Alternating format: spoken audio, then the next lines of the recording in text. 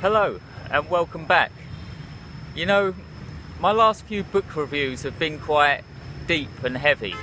I've done reviews for Sapiens by Yuval Noah Harari, and a little while before that I did a review for The Prospect of Immortality by Robert Ettinger. And so just lately I've been in the mood to read something quite fun, quite light-hearted and fun. And I came across this book, The Mysterium, which is written by David Bramwell and Joe Keeling, and it was exactly what I was looking for. This book is basically a book of strange occurrences across the world, like oddities, a bit like urban legends in a way, or just mysteries that have happened across the world. And it's a great book. I've had a great time reading it. There are 40 things in this book that are discussed. Each one is really weird and really creepy, and also true as well. So I'm going to list some of the topics in this book here. So in The Mysterium you will find the Toynbee Tiles, which are fascinating, by the way. The Legend of Slenderman. The detached human feet in Northwest America. For a few years now, literally severed, detached human feet have been washing up on beaches in North America, and nobody knows where they've come from or anything. It's really scary. That's in the book. The case of Eliza Ham is in the book. You might have seen this one, it's quite famous. There's a video clip on YouTube of this woman in a hotel in America in a lift, and she's acting crazy, and then about half an hour later she was actually found dead in a water tank. That's discussed in the book. The cargo cults are discussed in the book. Now, if you've never researched the cargo cults, believe me, look it up, because it is fascinating. I won't go into too much detail here, but there are a group of islands near New Zealand, I think, that were used as air bases in World War II by the American and the British. British troops and American troops were landing planes on these islands, and they were using radios and holding rifles and using all this military equipment. And there were a group of tribes on the island who were watching them the whole time. And of course, to the tribe, they'd never seen technology before like this. And so they thought it was magic. And so after the war ended, like now, even now, certain religions have been formed amongst these tribes that are based on what they saw. So there are tribes on this island who actually build planes made out of bamboo. And they make radios out of bamboo, and they make binoculars made out of twigs and stuff.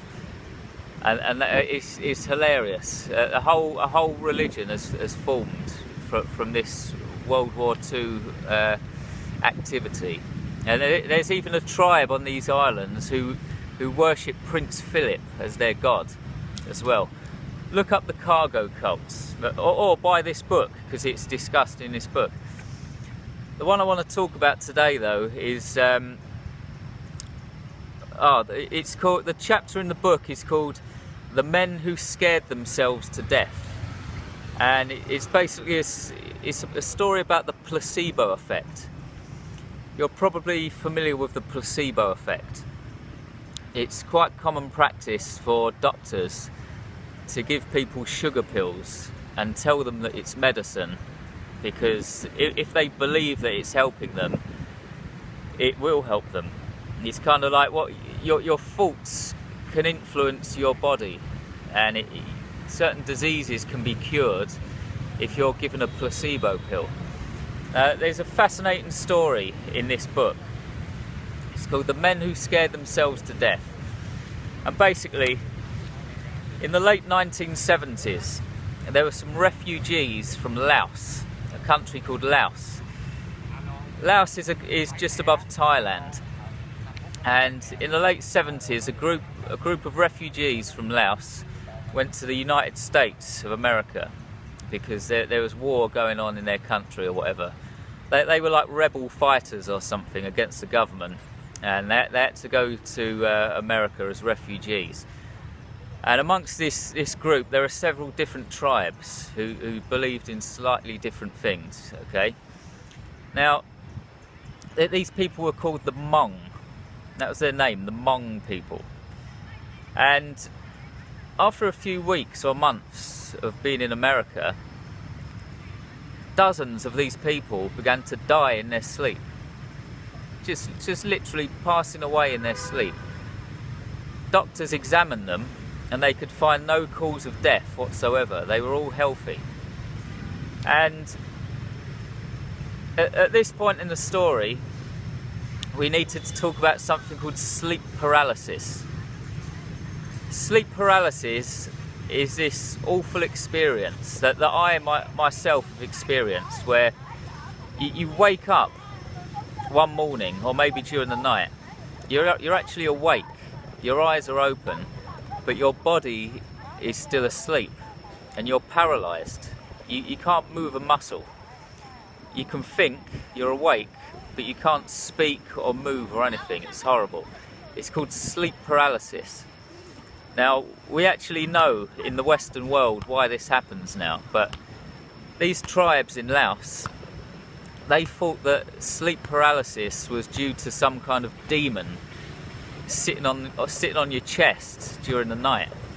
And so some of these tribes, while they were in Laos, it was tradition to perform certain ceremonies and maybe maybe pray to their god or whatever to keep these demons away. And that way the demon wouldn't come and sit on their chest and they wouldn't experience sleep paralysis. And so when they went to America as refugees, it suddenly dawned on them that they couldn't perform their ceremonies anymore, and they couldn't do their prayers properly. And so they became scared because they believed that the demons could get them in America. And so the actual verdict on this case is that these men scared themselves to death while they were in America because they completely believed that these demons or ghosts or whatever they were actually going to come and sit on their chests and give them sleep paralysis. So the word that's used in this book is nocebo. Placebo means the positive effect. The negative one is nocebo. And so these men died of like a negative placebo effect because they believed that these demons were going to come and get them. And the story is fascinating because it highlights the power of the human mind. Your thoughts can actually influence your physical health to such a degree that you can actually kill yourself if you believe certain things. These men actually died. They killed themselves because they believed that a bloody demon was going to come and get them. And it's also interesting to note that there are other tribes in America that had come from Laos who had slightly different beliefs, that they didn't believe in this demon and they didn't die. They didn't pass away in their sleep. It was only the tribes who believed in this sleep paralysis demon who died. It's a fascinating story. You can read about it in detail in this book.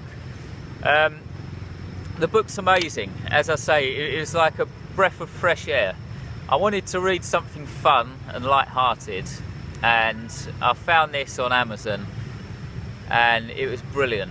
It's written in a very light, quirky, kind of comical style, which is good. The book's very well researched, and also at the end of each chapter there's something called a seeker's directory. So if you're interested in any of these topics, it gives you a list of websites and other books that discuss them, so you can do further research, which I think is a nice touch. There are some typos in the book, Not too many, but there are some typos. It doesn't ruin the reading experience, but they are there. But I read this book in 5 days, and that's good for me. Usually it takes me a good 2 weeks to read a book, but I read this in 5 days, so it's like a testament to how good it is. And there's also another one called The Auditorium, which is now on my reading list. The Auditorium is all about eccentric characters across the world who have come up with strange inventions and stuff like that. I'm definitely going to read this one in the near future. So there you go. This is today's book recommendation, The Mysterium by, who is it? David Bramwell and Joe Keeling. It's co-authored by both of them. Go out and buy it. I highly recommend it. And in case you haven't done so already, claim your free mystery gift from my website, jamesflynn.org. Head over to the members page, sign up, it takes about 1 minute, and there's a great free gift for you on there, okay? There's loads of stuff on my site now. I've actually been doing some work on the site. I've updated it. There's new artwork on there. The home page looks different. You've got my books, my blog, all of my videos are on there. Check it out. Also check out my latest book, The Edge of Insanity, which is available on Amazon. I'm going to do a video about this book actually quite soon, because I've been getting some good reviews on it, and there are even some video reviews of it. The Edge of Insanity. If you like reading horror stories, short horror stories, check this one out as well. Okay, thanks very much for watching, and I'll be back in about a week or two with another book review. Have a great day, take care, and I'll see you again.